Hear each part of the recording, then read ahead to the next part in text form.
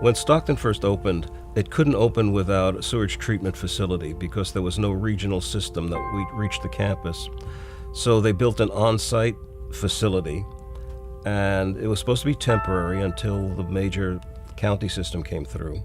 So they would take all of the sewerage from the buildings, treat it, aerate it, have some of it settle, and then they'd chlorinate it. And then they would take the liquid and spray it out through irrigation pipe into the forest. So my job was to supervise the whole project and look at the changes in the water quality and the water table beneath the spray field. It did a lot of damage. The thing about plants is that they'll come back, so that you had really an exchange of plants from natural forest to invasive small plants that came in. One of the things that happened was you were supposed to store the effluent during the time when the weather was bad. And they had no way of storing this stuff, so they sprayed it anyway.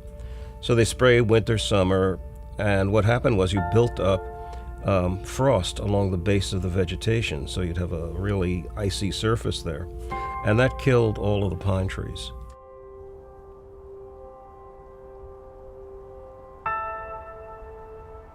So the pine trees took a real hit. A lot of the shrubs, the blueberries and huckleberries, take a long time to come back, and the invasives are a lot faster. So they got replaced with a lot of water-loving invasive species. In particular, one of the big ones was Phragmites, which you would see on the edge of a swamp. And so what had been an oak pine upland forest was turning into lakeside vegetation, because every day in the spray field was a rainy day. What happened was, when the spray field was working, the plants were coming in fast and taking advantage of it. And as soon as the spray field got shut off, all of those died because there was just no way to support them. The natural environment had changed back. So what's now there is basically just clearings and vegetation that fills in clearings and pine barrens.